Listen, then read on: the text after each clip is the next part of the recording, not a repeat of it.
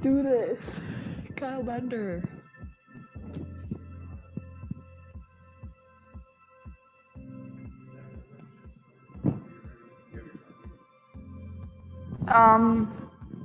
Yes, I am unmuted. Okay. Because you're saying you can mute me on the Zoom call or on the board? Okay, got it. Yeah, you do the muting.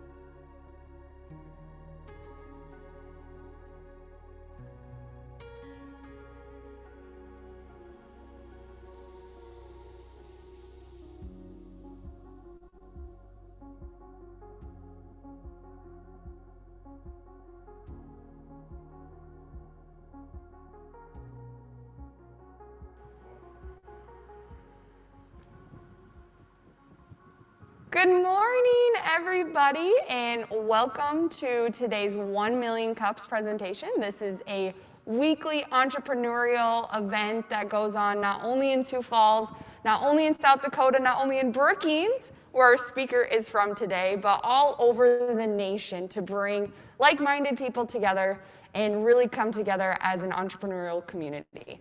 And so I'm so excited. My name is Sadie Sweer, and I'm the Community Outreach Coordinator at Downtown Sioux Falls, Inc.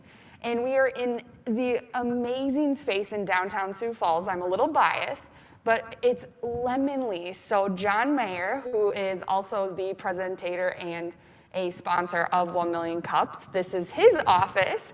And it's a great space, so thank you. Shout out to him for letting us use it. It is so great, and we're here with Pinnacle. But we will get started for the morning. So, kicking it off, is there anybody new to 1 Million Cups in Sioux Falls who would just like to introduce themselves and share what they do and how they heard about 1 Million Cups? Any takers this morning? I haven't been here for a while. Awesome. Good morning. My name is Carol Spader. I have had my own business for about the past 5 years. It's called Wellness Wisdom That Works. I do organizational health consulting for companies, small, medium, large. I'm also a dream manager. If you've ever read that book before, there is a book by the same name, and I'm a certified dream manager. So I help organizations and the people in them connect with the power of dreams, their own and their organizations, so that they can impact the world in a positive way. Glad to be here. Great. Thank you so much, Carol. And are you based out of Sioux Falls? Okay, great. Thank you for stopping on with us this morning. Anybody else that's new? Okay. Hey, can I just say that this video is looking good this morning? This is beautiful. Just wanted to say that quick. But we'll keep going on with our morning. Any community events going on that they want to share that are happening this weekend or in the next couple weeks that would be important to the entrepreneurship community?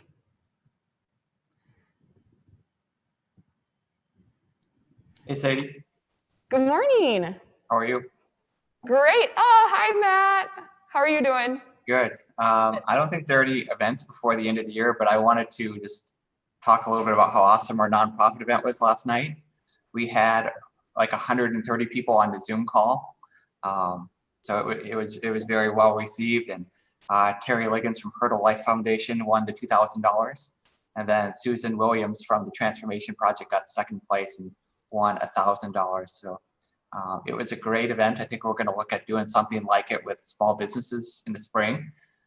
Similar idea, but we were thrilled with how it went, and stay tuned for some January Startup Sioux Falls events. Awesome. That is so great to hear. You guys did an awesome job of organizing that nonprofit event and putting it on. Congrats to Terry and the Transformation Project as well. And of course, at Downtown Sioux Falls, there's always something going on. And so this Friday is First Friday. It's December 1st Friday, which means businesses, organizations, they'll have specials or deals happening. There is going to be live music and all happening. It'll be a great time to get some holiday shopping done. We're coming off, of course, Black Friday, Small Business Saturday, Cyber Monday, Giving Tuesday yesterday. But we just want to make sure that people remember it's not just one weekend, it's not just Small Business Saturday, it needs to be the small business season, because our businesses rely on these fourth quarter sales, especially after this unprecedented year. So make sure to do that. You can visit DTSF for all information about everything going on First Friday and a lot of cool other things. So kicking it off, any other events we have before we get to our speaker today? I can give a quick plug here, Sadie. So we recently, Zeal and Startup Sioux Falls recently opened applications for our accelerator program, which is going to be happening in Q1 of 2021. So if you want to apply, it's a program that's designed to help move your business forward, especially if it's in its early stages. You can go to startupsiouxfalls.com/accelerator. Might be backslash. I don't ever remember which one is the one that's most frequently used, but it's /accelerator, and that's the page. Or you can just select it from the drop down. Great. And how is the accelerator program going that's going on right now? It's going great. We've got some businesses who are looking to recover from the rebuild or from the COVID pandemic here a little bit, and so we're all making some great progress. Fantastic. And is this one similar to the one that's going on now? Yeah, it's kind of a tweaked version of the core program is the one that's happening in January. This program that we're doing right now is all it's kind of a tweaked version of that's meant for more existing businesses that are looking to pivot rather than early stage businesses that are looking to grow, if that makes sense. Okay, got it. Yes, and I'm just wondering because I know you guys reached out to DTSF and the Chamber of Sioux Falls and very excited partners with Zeal on the current accelerator program going on right now, and just looking at that content, it's incredible. And businesses are excited about it from what I've been hearing. So keep up the good work over at Zeal. You guys are awesome. Anything else for community events? Okay, well, we'll keep going. But if you have anything that you'd like to add or remember, feel free to add it to some social media comments, whether you're live streaming from Facebook, YouTube, or throw it in the chat and we can try to mention it later on. So we'll continue with our speaker today, who is part of a long line of an entrepreneurial family. He's based out of Brookings, so we're getting a treat being virtual with him this morning. And he is with Falcon Plastics, which is a third generation business, I believe. He'll tell us more about it, but he is going to tell us the story about this business that started in the 1970s and really talk about what they have gone through with transitions and generations, and also what they're doing now for the entrepreneurship community. And so we are so excited to host Kyle Bender. Good morning, Kyle. Good morning. Hi, Thanks everyone. for coming on. Yeah, thanks for having me. I really appreciate that. I was scrolling through some of the attendees. I recognize a few people, so that's awesome. And thanks to everyone for joining. I really appreciate that. It's been a while since I've been to a 1 million cups. Excuse me. I usually attend every day or every week up in Brookings, but we have not been doing 1 million cups since the COVID pandemic. So this is fun for me to get back into 1 million cups, and maybe I'll join some of these virtual meetings for Sioux Falls since I can't do it in Brookings. I've prepared a slideshow presentation. I hope I'm sharing the right screen. Does that look good? Looks great. All right, good. So yeah, I'm from Falcon Plastics. We are a third generation family business. We're really active in the Prairie Family Business Organization down in based out of Sioux Falls as well. Anybody who is in a family business or knows people in a family business, I would highly recommend you check them out or refer people to them. But a little bit about myself. I'm married to my lovely wife, Natalie. We've been married for about 5 years. We have 2 kids. Elijah is 3, Emma is 1. So it's crazy at home, which is why I came into the office to give this presentation. I have lived in Brookings pretty much my whole life. I actually grew up being neighbors to John Meyer from Lemonly. So that was a treat for me. And I went to SDSU, got my major in business economics, minor in accounting. I enjoy that. That's set me up. I believe it set me up for the path that I'm on. And I am currently the Director of Manufacturing Technology at Falcon Plastics. Prior to that, I was a sales account manager for about 5 years and a project coordinator in the engineering department for a couple years, straight out of college. And that project coordinator job was really fun for me because what I got to do was strictly work with entrepreneurs on trying to get their projects up and going. So I do have some experience in that. Falcon Plastics. We were founded in 1975 by Don and Carol Bender. That's my grandparents. My grandpa had worked in this line of business for a long time. And when he came into a disagreement with one of his owners, he decided to just jet off and start his own. And it's been history ever since. And in 2003, they passed the business on to Jay and Guy, which would be my dad and uncle. And in 2012 is when I joined the business and my cousin Jennifer joined the business. And so we're a third generation company right now. We do have second generation and third generation owners. There is quite a few more owners than than family members who work there. 3 second generation, 10 third generation. So every grandkid from Don and Carol does own part of the business. That's really, it's great that they can do that, leave that legacy. It makes shareholder meetings interesting, but it's good to have the whole family, somewhat involved. And there's 2 active employees from the second generation, 2 from the third. Falcon Plastics has 5 molding locations or manufacturing locations, 4 in the United States. Brookings, that's our corporate headquarters, our flagship manufacturing location. That has about 134,000 square feet. We started that up in 1975. We have moved around several times, and I think we're in our, I'll call it, final resting place for now. We're in the industrial park in Brookings. Madison, South Dakota, we opened that up in 1990. Really the reason why we opened that up was one of our customers was going to dual source. And so we said, well, we'll open up another plant so you can just dual source from us. And that worked. Then we opened up a location in Lexington, Tennessee, which is about smack dab in the middle of Memphis and Nashville, middle of nowhere, Tennessee. And we opened that up in 1995 following a customer down there. And that's been a really great operation. And then in 2012, we bought into a partnership in Suzhou, China, which is just right outside of Shanghai. And we bought in as a 1/3 partner. And actually, one of the partners we bought in with owned this Tigard, Oregon location. And they sold that location and their 1/3 share of the Suzhou, China operation just last year.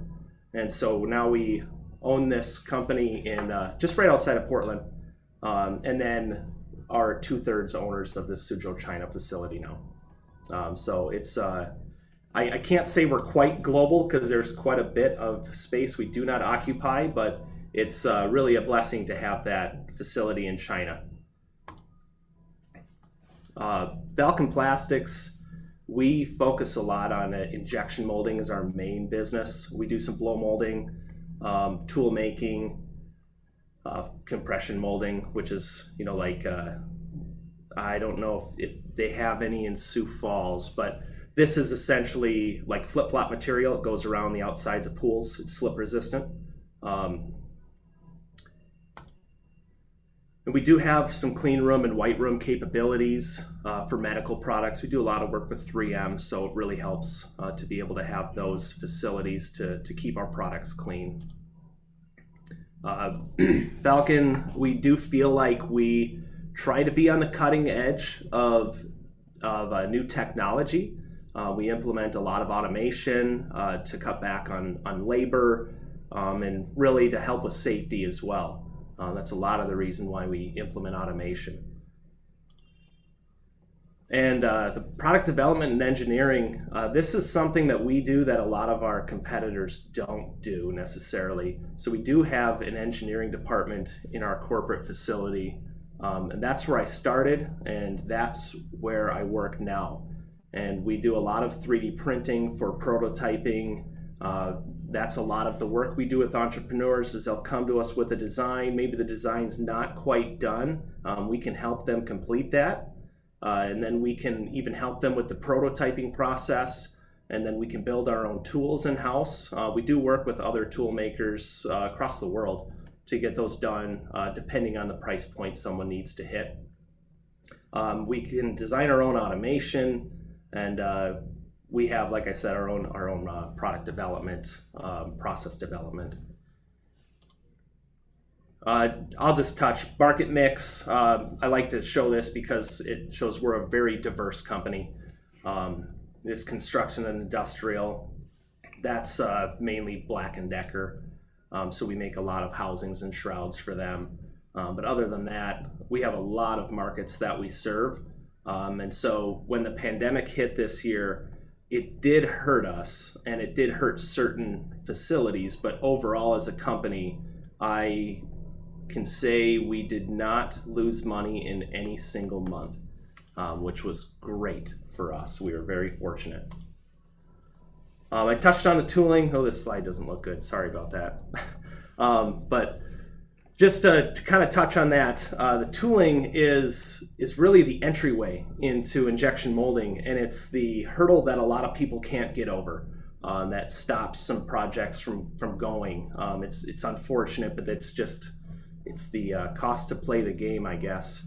If we could see all that, I'll just go through it. So a tool is basically a block of steel. You cut your part design into it, and then you put hot plastic into it through an injection molding machine. I'll show that later. That's how you come up with your part. It's very repeatable, it's very fast, and that's how you can get parts for really cheap. But the tool, depending on the size of the tool and the complexity of the tool, can cost anywhere. I mean, we have tools in our facility that are $750,000 tools.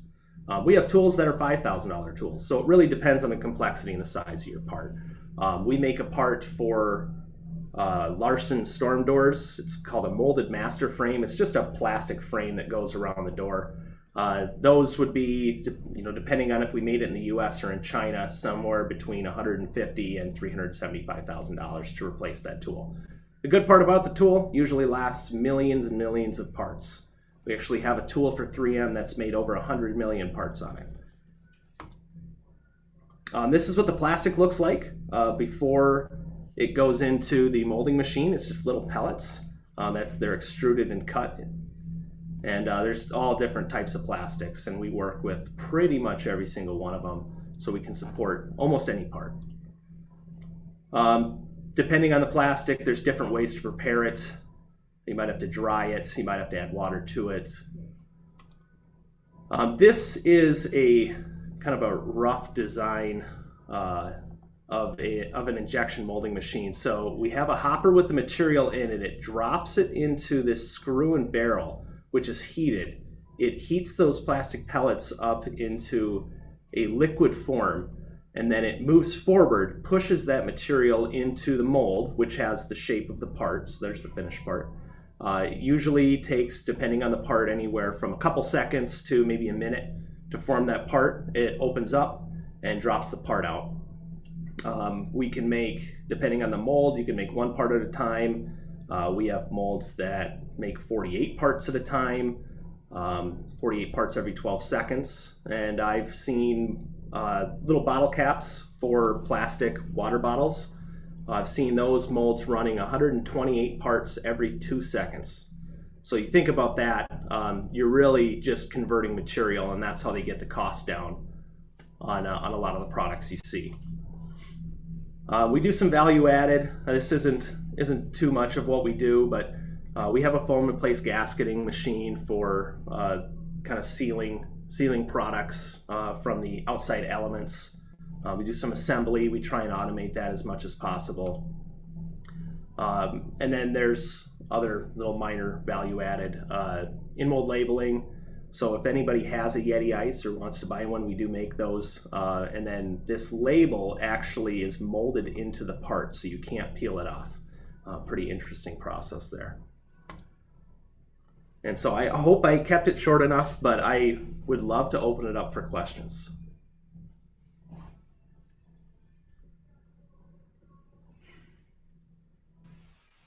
Great job. Thank you so much, Kyle. I'll give you a little round of applause from the Lemonly offices here.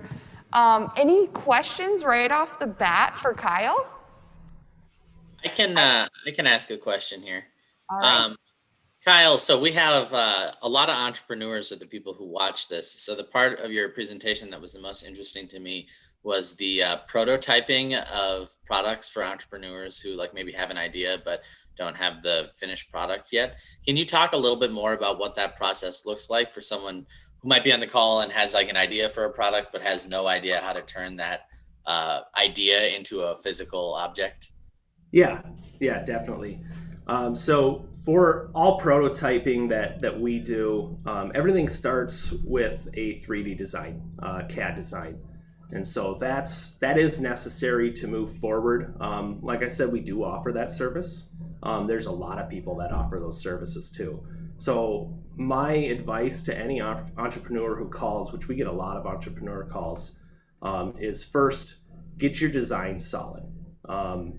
Either if you have the ability to do it yourself, great. If you don't, find someone who can help you with that. There's a lot of good designers out there. And even Falcon Plastics, we do that quite a bit, and we'd love to join with someone to kind of bring their product to life. We actually had a division called Premier Source that was an offshoot of Falcon Plastics that only focused on entrepreneurs. And so that was their whole business, was work with entrepreneurs to get their product up to life. And if it got to be a high run, high volume product, we'd pass it off to Falcon Plastics.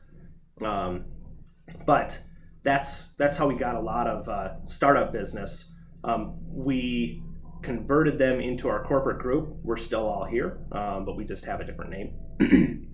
But that's what I would say is start with your design, get your design solid, and then you can move to the prototyping phase, which we offer a couple different ways to prototype. We have 3D printers, so we can do FDM, fused deposition modeling. We have an SLA process, and then we do work with a couple other 3D printing companies for processes that we can't necessarily do. We can refer them to those places to get their parts done, depending on the part design and what they really need. That those other places might be the best fit. We also have an in-house tool shop. So if it's something a little too big or a little too complex, we can actually take a block of plastic and carve it down into shape with our CNC mills. So we've done that in the past too. The other thing that those 3D printers are great for is if someone just needs a few parts. We used it a lot with some of our customers who had fixtures that they would need maybe 100 of them, and then they would change the design, and then they need 100 more, then they change the design. Doesn't make sense to build a $30,000 mold to make 100 parts, but if you can print off 100 and then have the ability to just continually change your design and there's no further capital cost, it's just expense on parts. There's a lot of things those 3D printers can do that are pretty interesting. It's fun to be around them. Kyle, early in my career, I worked for a plastics manufacturing company in Sioux Falls. So it was fun to see some similar technology, but yet intriguing to see how far it's come. So that was interesting. I'm just curious, how many employees does Falcon Plastics have, and what's kind of that organizational structure of your company? How's it organized? Yeah. So Falcon Plastics, we just count the U.S. employees. The China employees, since we're not a full owner of that, they're in their own bucket. But in the U.S., we have just over 300 employees. Almost half of those are in Brookings, about 140 of them in Brookings. And our ownership, or I guess our management structure, we have Jay and Guy, the second generation, my father and uncle. They're one's president, the other is chairman of the board, and then we have down below that we have what's called a senior leadership team, and that is my cousin Jennifer, who's our director of operations, Sarah Perry, who is our director of corporate affairs, have Heather Quayle, who's a director of sales and marketing, and then myself, director of manufacturing technology. And so that pretty much covers all of the areas of our business. Engineering and tooling is underneath me, and then I consult with sales. So the sales manages sales, marketing, and purchasing. Director of corporate affairs manages human resources and IT, and then director of operations manages all of our plant managers across the country.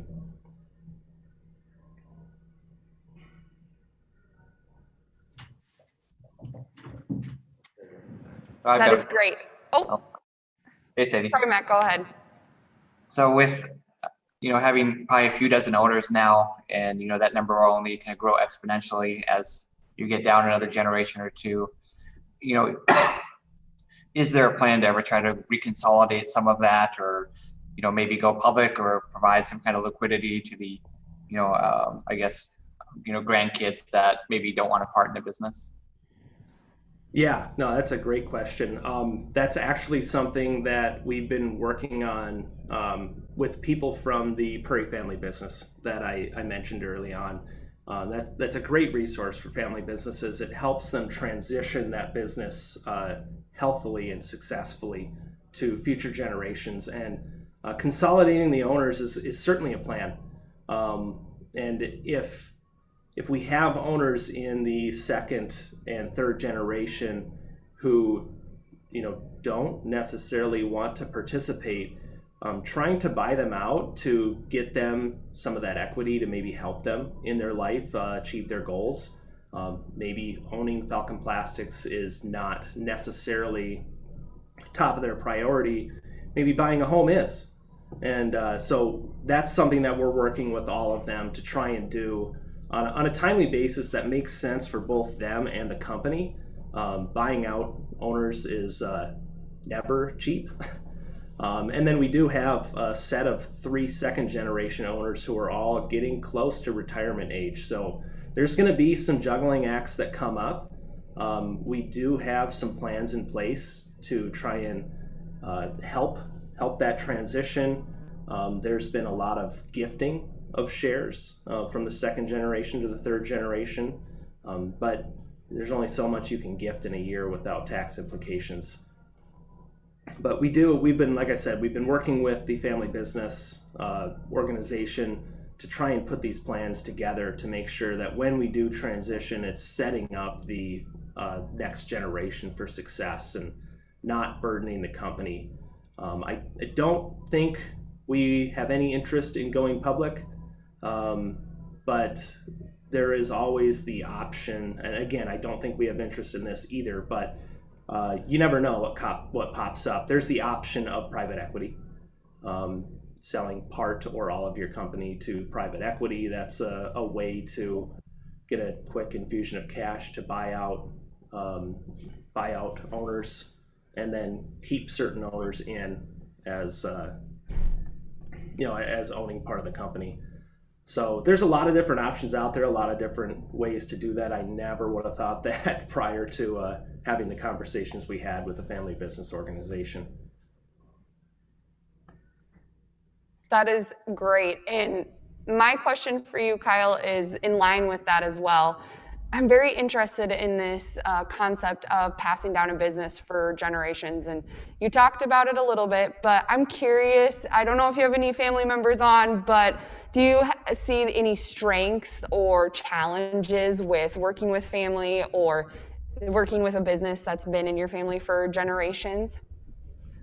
So there is some, I don't think any family members are on, and it wouldn't matter. There's definitely strengths. Obviously, working with family, I love it. I get to see my family every day, and it's just great to have that cohesion. Someone you grew up with, someone you've known your whole life. But sometimes you can feel way too comfortable around that person too, and that can get you into trouble. I think maybe the more strenuous part of having so many owners in family, and like I said, part of this is the comfortability factor, is when we get to these shareholder meetings, there can be some strong voices and strong opinions from owners who are allowed to have that voice and opinion, who other owners might think don't really know what's going on. They're not working in the business. They don't have maybe the same grasp of truly what the business is going through that the people working in the business do. Yet they have the same voice, they have the same votes. So that can be a challenge. The way our ownership structure is set up right now is Jay and Guy, they own 80% of the company. So right now, as long as they agree, anything can happen that they want. But as we pass this down, that percentage will get interesting, how this gets passed down. Like I said, it hasn't really been completed. The thought hasn't been completed how that's going to happen. We know that we want Jen and I to have a joint control. but there's going to take a lot of time to do that. And so how that happens in the next 10 years will be interesting, in how we form this, our pass down structure of these shares will really say a lot of how the company is going to turn out. We have some really good plans in place to make sure that happens. And Jay and Guy are very knowledgeable, and they do know how to do this. And so it's going to be good. It's going to be interesting, and I'm excited for it. Great, thank you, Kyle. That is so interesting. And you said you were working with a family business company as well? So Prairie Family Business Organization it's an organization that was started maybe about 25-ish years ago. Started in South Dakota. They're based out of Sioux Falls, and it was to really kind of help these family businesses with knowing how to, number one, run a family business, and then how to transition a family business from generation to generation. So that's a lot of what they talk about. And actually, I think this is just as of like a couple of years ago, the Prairie Family Business Organization is the largest family business organization in the United States. And they'll service anybody from around the world, or from around the United States, but it generally focuses on our region, South Dakota, North Dakota, Minnesota, Iowa, Nebraska. They have an annual meeting. I see Trent dropped a link in the comment section. I'm actually in a peer affinity group, or affinity peer group with Trent. So that's another thing that they have, is they get people of the same generation, of the same issues, into a group together. And I meet with Trent and I think 5 other people every couple months, and we just sit down, talk about our family businesses, some of the struggles we're going through, and then sometimes other people will have already gone through that same struggle, and we can kind of say, hey, this is what I did in this situation, maybe that'll work. So it's a really great organization. Those affinity peer groups are great to be in. And yeah, I would recommend anybody in a family business, or if you know anybody, direct them there. It is truly a game changer. That is great. And look at that, the largest family organization right here in our region. So great. And we have a hand raised from Jenny. Jenny, do you have a question? Yeah. Hi, Sadie.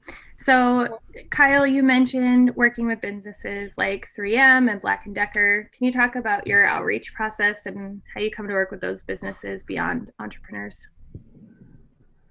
Yeah. So we have a sales staff that works for Falcon Plastics, and then we have some consultants, sales consultants or sales reps, who we partner with, who get paid on a commission basis. Some of this was just natural. We work a lot with Daktronics, obvious connection there. They're in Brookings, we're in Brookings. Work a lot with Larson Manufacturing, even 3M. We got connected with 3M because of the 3M plant, but we don't do too much work for the 3M Brookings plant. Most of our work goes to other 3M facilities. But once you get in with a corporation like that, it's really working your way through the purchasing people there, and getting those opportunities. Our sales reps, a lot of them have had connections along with a lot of our salespeople. But in the beginning, this was before my time, but my uncle really was the only salesperson, and a lot of it was just door-to-door cold calling. Going from business to business, kind of pitching what you do and why you're better at it than everyone else, and just getting an opportunity. And that's what we like, is getting an opportunity to quote on a project for a large company. Our general hit rate is between 5 and 10%, so it's not very high, but that's standard for the industry, is 5 to 10%. But getting these opportunities with these companies, as long as you're competitive, it may not be the right fit. There's a lot of injection molders out there. We understand we're not going to win every job. But as long as we can continue to get opportunities, keep our name in front of these companies, that's really what we're looking for. Just recently, we hired a marketing coordinator, and we started doing more and more trade shows. Obviously, this year, those have all been put on hold. But we usually attend in person about 5 trade shows a year to exhibit at, and they're around the nation, and we have facilities around the nation too. So just keeping our name in front of everybody. Marketing's a big deal, and we've really noticed that since we brought on a marketing coordinator, that the leads have just organically came through. It's been a lot easier to achieve the level of leads that would have taken a lot of time to get in the past. And then just being out there, being at these trade shows, even if you're not exhibiting, just going and attending a trade show, networking, going to all the after hours events, just talking to people, going and stopping at every single booth and asking what they do, telling them what you do. You can get a lot of referrals that way too. So I hope that answered your question. Great. Any other questions right away? Oh, got a little thumbs up. Awesome. I know I have another question for you, Kyle. So you showed us your global footprint, and I'm just wondering how you keep up with quality assurance across all of those different plants. Yeah, great question. So we actually have a quality assurance team in each facility that keeps up with that. We are actually in all the facilities, we're ISO 9001 certified. And so that's, I do not know quite all the ins and outs of that, but that's the quality standard that we're certified to, that's generally accepted in our industry. We do have another certification, an IATF certification in China. That is for doing automotive work. And so getting audits, we do for every facility. We have an internal audit, and we hire someone that we know to come through and audit us on those practices every year. And then ISO sends someone in to audit us every year as well. So we go through a couple audits every year on our quality and make sure that we're following the correct processes. And so that's how I would say we keep up with that, is just following those standards, being certified to something and making sure that we're following that each year. Great. And oh, go ahead, Peter. Oh, well, I didn't mean to interrupt you. So I have a question for you here, Kyle. So as part of a family business, obviously a number of your cousins have decided not to work in the family business. So I'm just interested to hear a little bit about your career path and what made you decide to start working in the family business and to kind of follow that tradition. Yeah. So my career path in Falcon Plastics started when I was 7 years old. and maybe one of the reasons why my cousin Jen and I are in Falcon Plastics at the level we are is because our parents were there, and we saw that day in and day out. They lived and breathed Falcon Plastics, so that's what we heard about at home. And I think both of us many times had to just come into work at night and sit in their office and just that was daycare for us. We got our first jobs at 7 years old shredding paper, and I remember doing that $2 a bag, and then we'd go waste it all at the bowling alley afterwards. But I kind of grew up every summer ever since I got old enough, so 16, to be working there. Every summer was go in, work at Falcon Plastics. That was my summer job. I started off doing assembly. I did that for a couple summers. Then when I turned 18, I was allowed to use machines. So I was a machine operator every summer for about 4 years. Then I took a little break of working at Falcon, finished my college career. And then I came back, worked in the engineering department, sales department, So Jen's journey was a little different, but basically the same. She worked in different departments as me, but she was still working there every summer. And so that's how I think we got started. Really, excuse me. Really, none of our other siblings or cousins did that. I had a one sister who worked there for one summer, and it just wasn't for her. So not coming up organically, having that be part of your childhood and lifestyle is probably the reason why they chose a different path. The other reason is some of them just didn't want to live in Brookings or South Dakota or the Midwest altogether. My sisters live in New York and LA, and so they just didn't like the small town lifestyle, and you have to have that if you're going to work in this business, because you have to work in Brookings. And so that's what I would say is it was a big part of my childhood, and that's probably why I'm here today. Awesome, thanks. So do you still get to shred paper then, Kyle? That job has been eliminated by technology. That's fair. That's fair. Okay.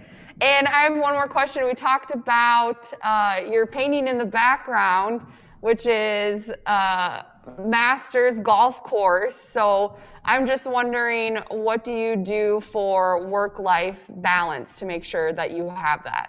We talked about golfing a little bit. Yeah. So like I said, I have 2 kids. That does keep me busy. And then I love to golf. That is probably my number one hobby, I would say. Don't claim to be good at it, but I know my way around a golf course. And so actually my coffee mug, I'd rather and yeah, so that is something I do. I use golf to decompress from the day and just kind of escape the world. And everybody needs a hobby. And so if you can't say you have a great hobby, I would say that should be your task. Go find your hobby. Work cannot be 100% of your life. Otherwise you'll burn out. You need a way to decompress, and it doesn't need to be a sport. It can be anything, but you just need a way to decompress. And that'll keep you going a lot longer, keep you healthy, keep you sane. The other thing I like to do is travel, but I don't actively go and seek travel. I get to do enough of that usually during work. And so I do love seeing places. Usually when I go travel to a place I've not been, or a very interesting place like China, I'll try and take a couple extra days to just go explore. So that's another hobby I would say I have. Great. Any last questions before we get to ask our last question? No takers? Okay. Well, Kyle, our last question that we ask at every Sioux Falls 1 Million Cups is, what can our Sioux Falls 1 Million Cups community do to help you? I would say, I know the maybe typical answer everybody gives, share our social media. But if you have anybody who's looking for trying to get their idea off the ground, or has an established idea, maybe mention us, send them our way. Or the other thing that I would say doesn't necessarily help Falcon Plastics directly, but I've kind of touched on it a lot, that family business organization. Mentioning that to people, keeping businesses healthy indirectly does help every business, helps the community. And that would be something I would ask is to just, especially now, make sure we're looking out for all the businesses, keep everybody open. I'm not local to Sioux Falls, but shop local. That's what I would say that would help indirectly for us, is just making sure that the economy stays healthy. That was music to my ears. I love that. Shop small, shop local. And Kyle, if you have some social media, make sure to share it in the chat or share it with us and we can get that out as well for Falcon Plastics. Yes. But thank you so much. Kyle, you did fantastic. Some great questions this morning talking about what it's like with the family business, what it's like doing the local small town manufacturing, but taking it global. I mean, what a great morning. Thanks everybody for coming. Let's talk about our sponsors and upcoming speakers quick. So next week we have Nick Coulterman. Oh, we'll talk about sponsors first. We got the screen flipping, that's okay. So shout out to our sponsors. And we're talking about speakers and sponsors. Here we go, we're having some fun here this morning. Nick Coulterman next week with Fit My Feet. We have a downtown business owner, Stacy Berry with Covert Artisan Cellar Ales. And she will be fantastic. She's coming on December 16th. And then next year, 2021, everybody, we're almost done. We're gonna have Michael Zerker with Prismatic. And shout out to our sponsors, First National Bank, Market Beat, Zeal, and Pinnacle Productions. They're doing a great job. We really appreciate you coming on, whether that's through the Zoom call or Facebook Live or YouTube. And shout out one more time to Lemonly and John Meyer for the great space. This is beautiful. And have a wonderful rest of your day. We'll see you next week for another virtual 1 Million Cups. Great job, Kyle. Thank you. Thank you.